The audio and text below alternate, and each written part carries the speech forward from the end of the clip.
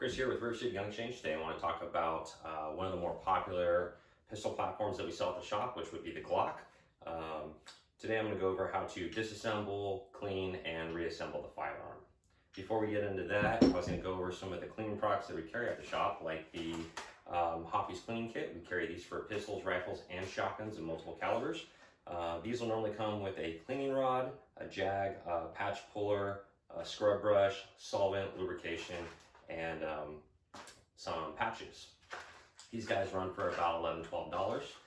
If you have multiple calibers that you want to go ahead and clean with, there's the Master Cleaning Kit from Real Avid. These guys run for about $35, come with multiple cleaning tools, cleaning mats, and a nice hard case form.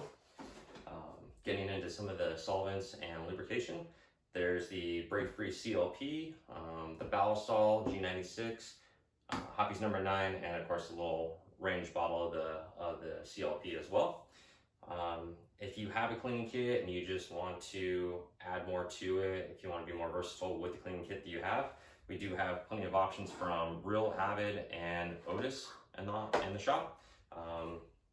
Wide range of little bits and pieces here and there to tailor your cleaning kit to your firearms.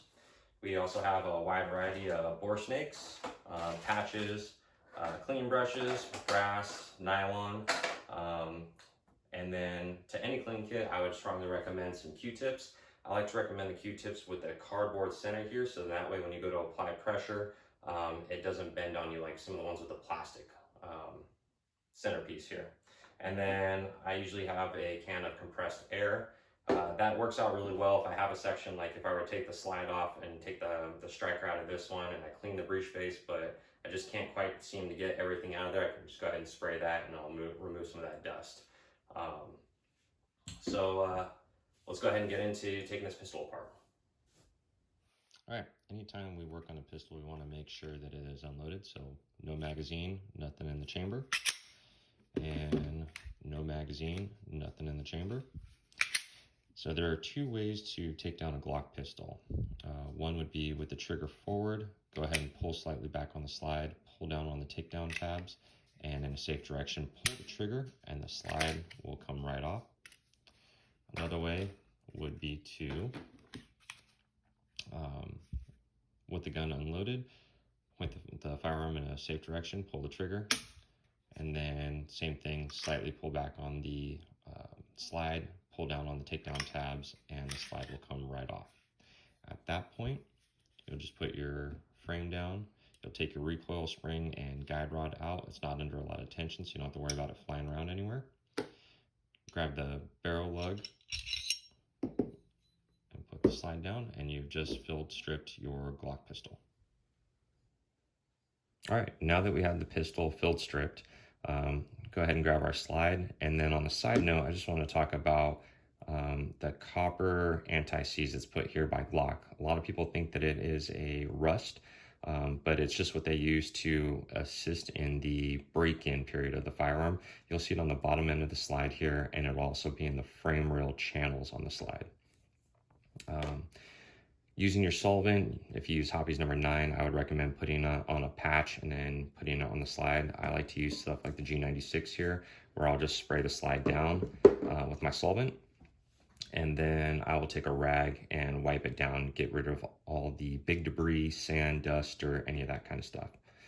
Once I've done that, I will usually take a patch and a scrub brush and just kind of scrub as much of the carbon buildup as I can off of there, and then fine tune it with a Q-tip.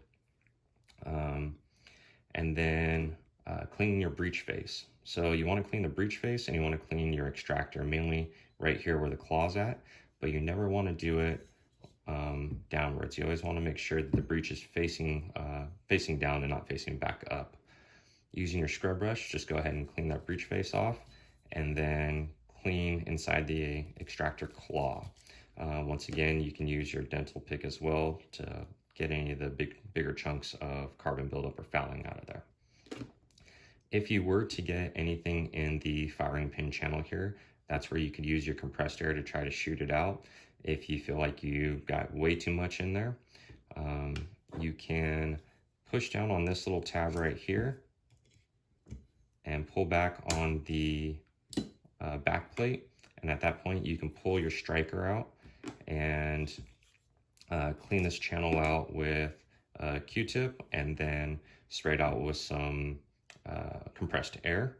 Go ahead and drop that back in. No lubrication is needed on that.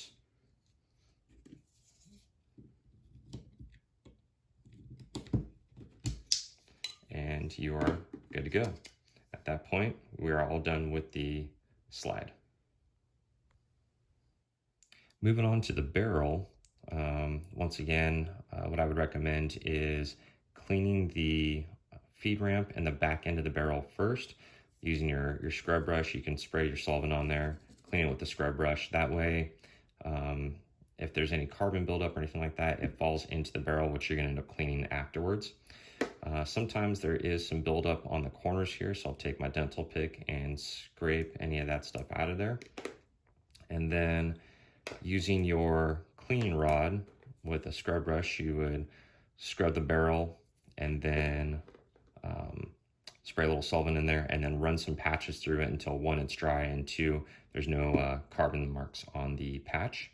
Or if you decide to use a bore snake, you would just drop the bore snake into the barrel, and as you're pulling through, you'll notice that there is two brass brushes on the bore snake. So you'll pull that through, and that will scrape off the carbon and fouling, and then the remainder of the bore brush will actually just dry and get rid of any debris.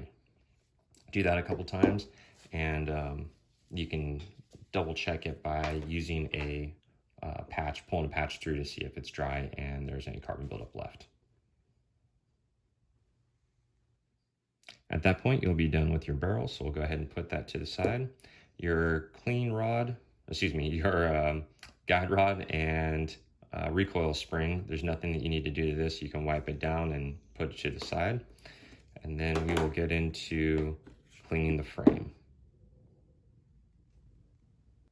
All right, and to get into the frame of the pistol, once again, I'll take my solvent, spray it in there, grab a rag, and wipe out all the larger debris and any dust bunnies that might be in there. I'll grab my brush and start scraping away any fouling or carbon buildup.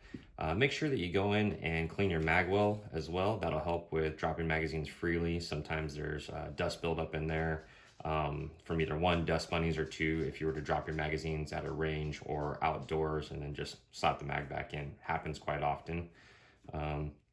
Once I've used my scrub brush, I'll go back through with my dental pick and clean any hard carbon buildups, and then go again with a Q-tip and clean all the little cracks and crevices out.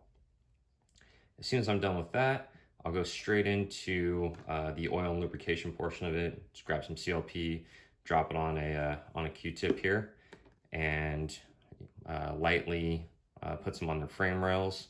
And then I'll put some right here on the trigger bar where this piece right here connects with your firing pin safety. It is a metal on metal contact, so you want to make sure you have some lubrication there.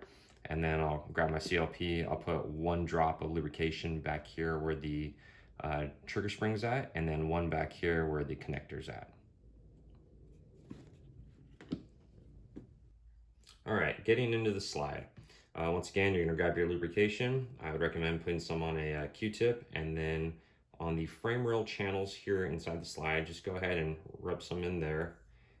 Anywhere there's going to be metal on metal contact, I like to have a little bit of lubrication there as well. So like the firing pin safety, I like to put a little bit on there, and then on the bottom end of this slide right here where there's some metal on metal contact. At that point, I'll be done with that one. I'll move on to the barrel. I'll put 1 drop onto the barrel, and I will just kind of maneuver it around the end of the barrel, the top of the barrel right here, and on the locking lugs. Other than that, I won't do anything else with the barrel. We'll go ahead and drop that back into the slide.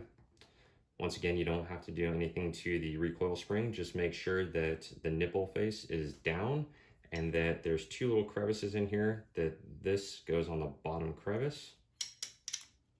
There we go. And at that point, you are ready to put your slide back onto the pistol. Take your time with this. There's no rush on it. A lot of times people will rush it. They'll smack into the trigger bar, or they'll smack into the ejector. Or Sometimes we'll have people that will push down on the front end of the barrel and slide, and they'll completely miss the frame rail altogether and go over it. Not too terribly hard to take off, but it's not something you want to get used to doing. So just take your time. It'll be a little bit of resistance. At that point, just go ahead and push back on the slide, and the slide's back onto the gun. At that point, knowing that the firearm is unloaded, point it in a safe direction and pull the trigger. Now you know that the trigger works. Go ahead and rack the slide. While keeping your finger on the trigger, wait to hear the audible reset. At that point, pull the trigger one more time, and you're good to go. You have just function test your pistol, and you know that it will work properly. If you have any questions, please feel free to reach out to us via email or social media, and we look forward to seeing you guys at the shop. Thanks for your time.